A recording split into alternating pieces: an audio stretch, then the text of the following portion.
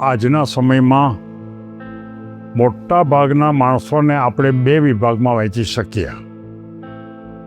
એક વિભાગ એવો છે કે જે દિલના સંકુચિત હોય અને બીજો વિભાગ છે એ દિલના ઉદાર અને વિશાળ દિલના હોય.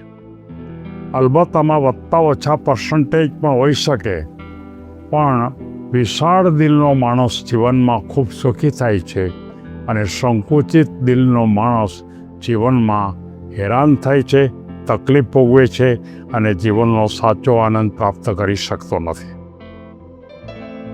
આ વાતને બતાવવા માટે મારે એક વાર્તા બતાવી છે. આજની વાર્તા વિશાળ દિલ એ જ જીવનને સ્વસ્થ અને શાંત બનાવે છે.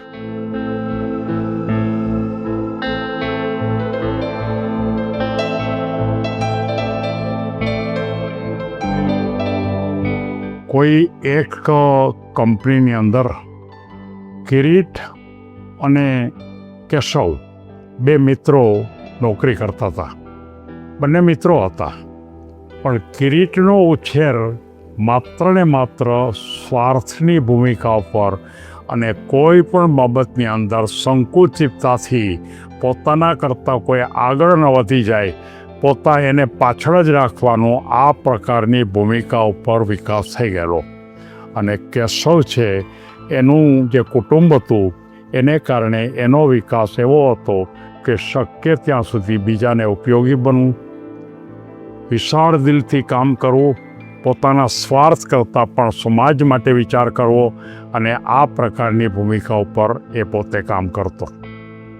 એક જ કંપની, બંનેનો સરખો પગાર, બંનેની સરખી ડિગ્રી, પણ એકની કામ કરવાની પદ્ધતિ અને બીજાની કામ કરવાની પદ્ધતિ એ અલગ અલગ હતી.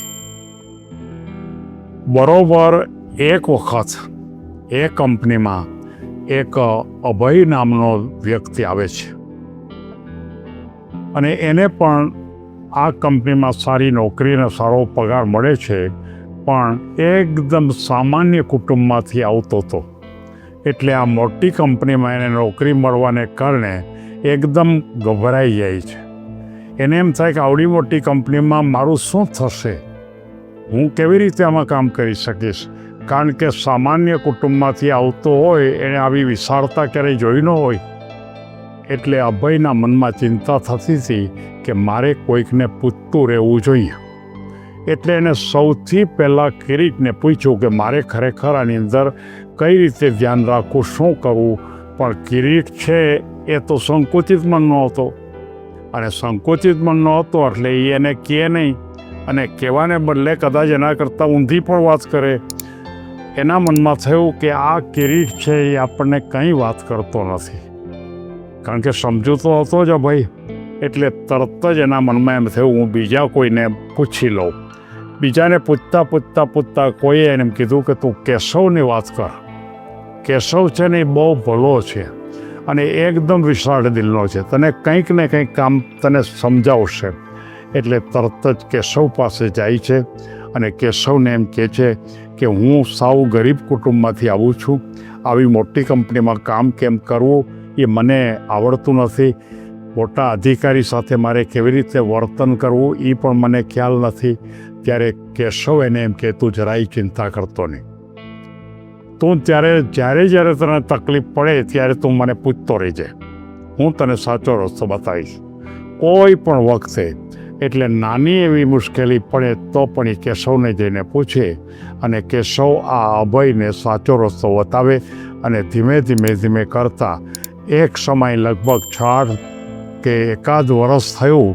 તે દરમિયાન તો અભય છે એ અભય આ કંપનીથી જાણીતો થઈ ગયો, અને આખરે ખબર પણ પડી કે અભય તો બહુ હોશિયાર છે, બહુ તાકાતવાળો છે, અને ઉત્તમ પ્રકારનું જ્ઞાન પણ ધરાવે છે, એની આવડત પણ જાજી છે.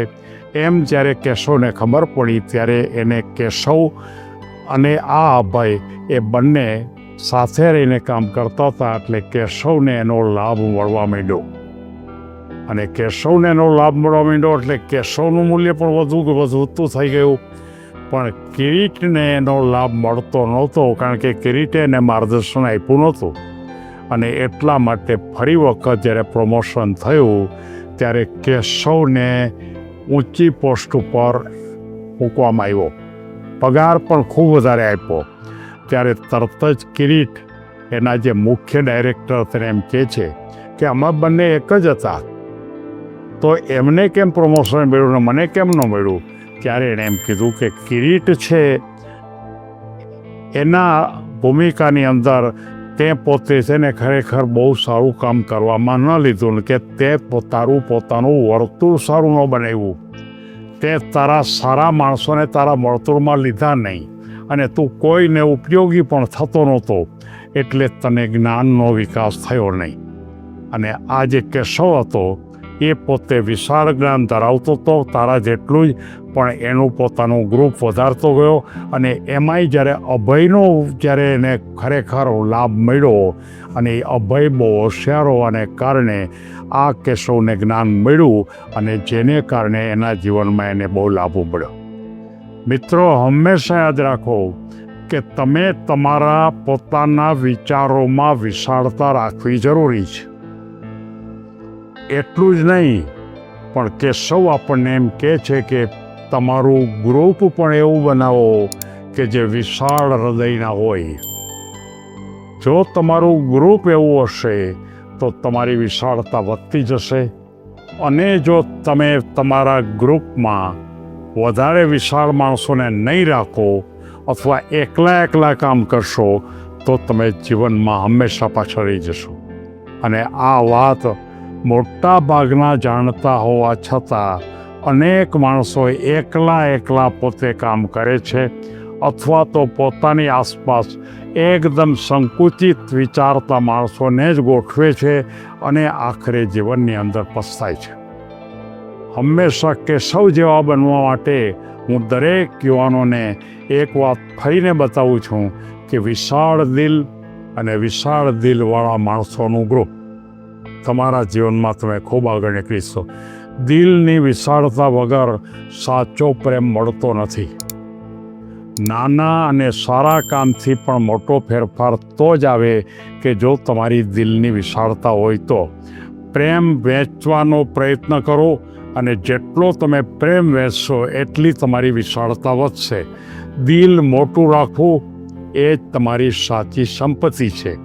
પ્રેમ અને અનુભૂતિ, સહાનુભૂતિ, આ જો તમે વહેંચતા જ રહેશો, બીજાને આપતા જ રહેશો, તો તમારામાં પણ એ માત્રામાં વધારો થતો રહેશે.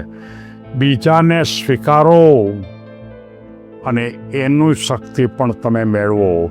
વિશાળ દિલથી જ સાચા સંબંધોનું ઉત્તમ પ્રકારનું ગ્રુપ બને છે, એમ આ વાર્તા સૌને કહે છે.